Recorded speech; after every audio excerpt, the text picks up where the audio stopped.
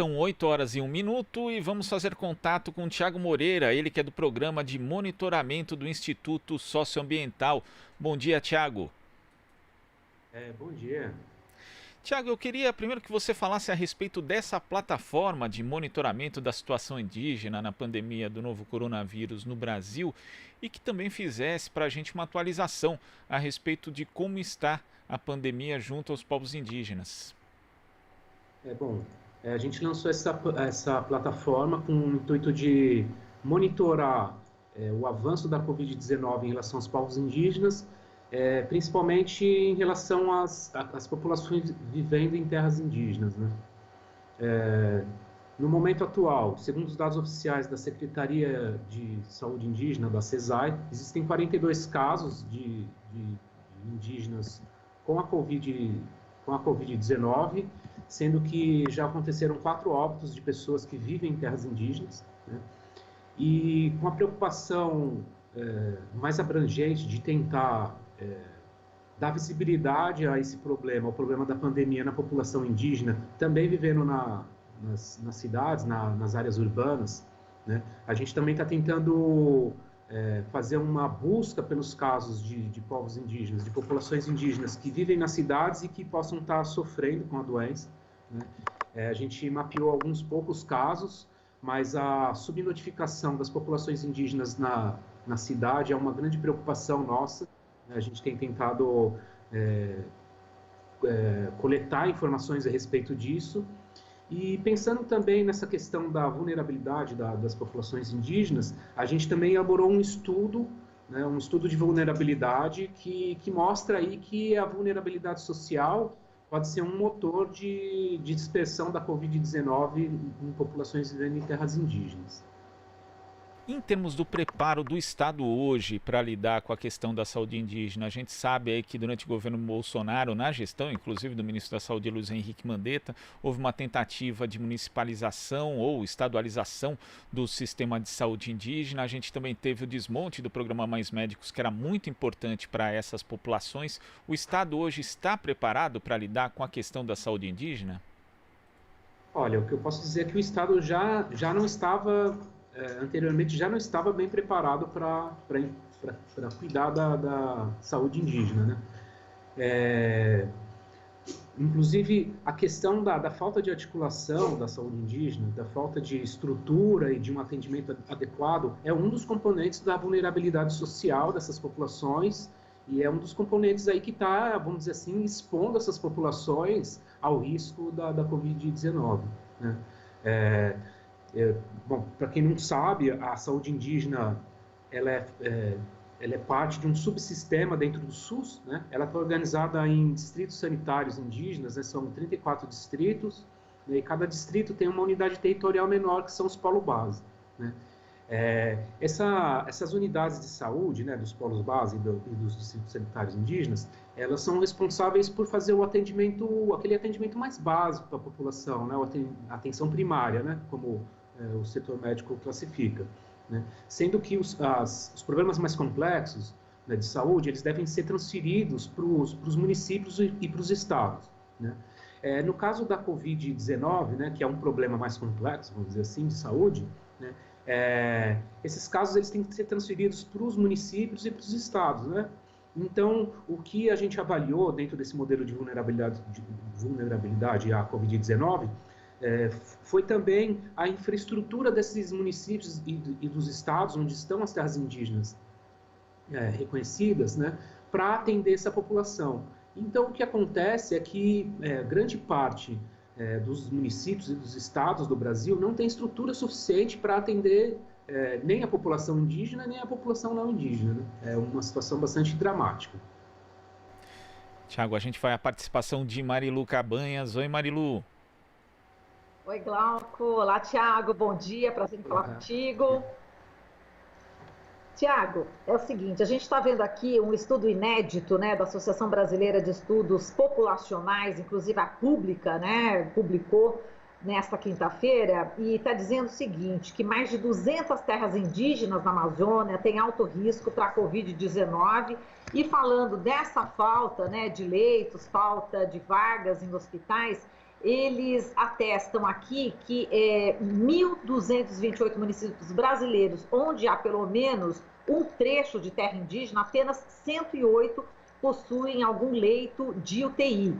Enfim, e também os indígenas que estão localizados na Amazônia estão correndo sério risco diante do que a gente está vendo aí o que está acontecendo, por exemplo, em Manaus. É alarmante, né, esse estudo, na sua opinião, Thiago?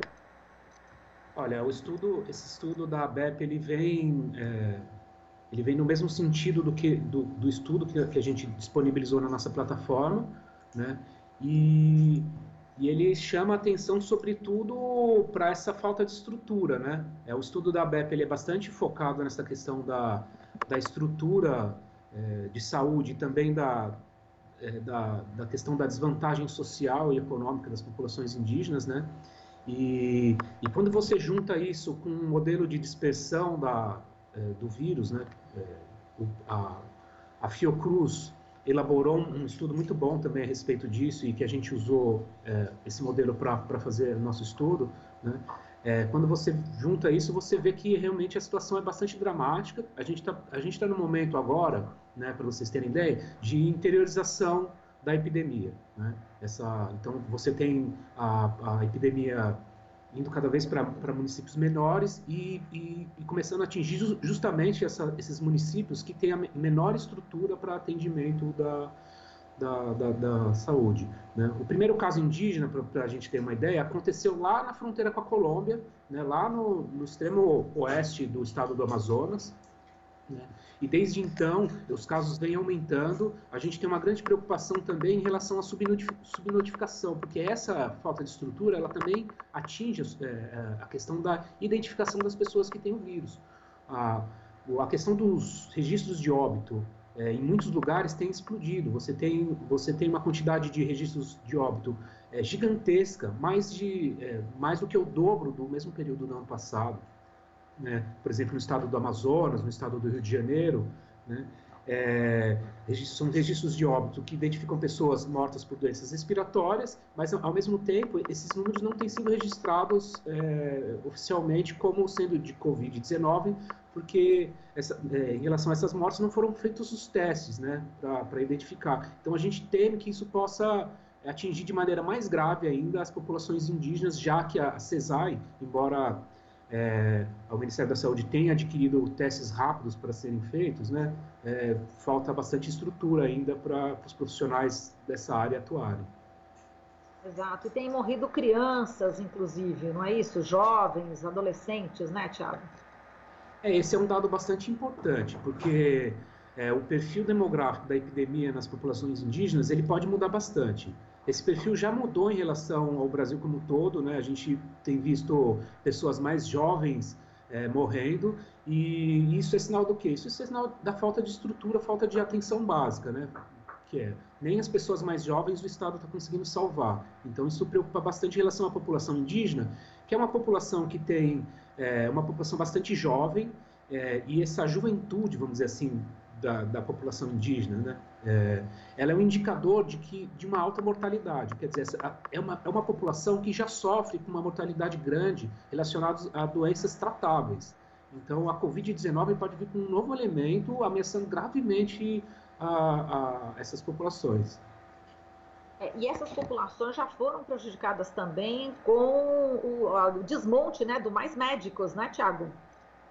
Sim, esse é um elemento bastante importante, né? Por quê? Porque ele diz respeito à questão da atenção básica. A atenção básica na saúde vai ser o que vai prevenir as pessoas de morrerem de doenças tratáveis, né? Então, o que a gente tem em relação às populações indígenas é esse histórico de perdas populacionais muito grandes por doenças epidêmicas, né? Ao longo de toda a história, né? Isso começou a diminuir durante os anos 80, dos anos 90, melhorou um pouco com a implantação do sistema de saúde indígena, né, como um subsistema do SUS, mas a gente vê que dos últimos anos para cá, né, isso tem piorado muito, né?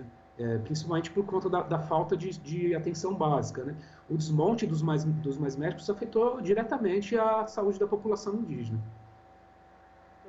Tiago, Aqui na plataforma a gente vê logo na abertura, né, no caso a aldeia indígena, Covid-19 os povos indígenas, e tem uma frase, né, do Davi Copenhague: toda essa destruição não é nossa marca, é a pegada dos brancos, o rastro de vocês na terra. Quer dizer, é uma mensagem que, enfim, o modo de vida dos indígenas milenar, né, digamos assim, está exatamente na contramão, né, do que os brancos estão fazendo também há muitos anos. Enfim, você acha que de alguma forma isso pode mudar com o coronavírus agora? Enfim, uma outra maneira, né, dos brancos também olharem de uma outra forma a natureza, Thiago? Olha, a gente espera que sim, né? Eu acho que muita gente vê, muita gente incorporou essa filosofia, né? Essa ideia de que vamos dizer assim, uma resposta às agressões, né? Que a gente tem feito ao mundo natural, ao chamada natureza, né? Ao planeta, né? E de que essa agressão não ficou sem resposta e que é preciso mudar a partir de então, né? Mas a gente fica aí à mercê da força do capital, né? Acho que se a gente não se mobilizar e se unir, né? E colocar a força da solidariedade como o motor da sociedade, não o lucro, né? A gente não vai conseguir mudar, né? Então acho que o foco é na solidariedade e na atenção, né? Tá certo, Thiago, de minha parte, muito obrigada. Te passo pro Glauco. Beijo, até mais. Thiago, muito obrigado aqui pela sua participação no Jornal Brasil Atual e até a próxima. Até a próxima. Conversamos aqui com o Thiago Moreira, ele que é do Programa de Monitoramento do Instituto Socioambiental. Você está ouvindo Jornal Brasil Atual. As notícias que os outros não dão.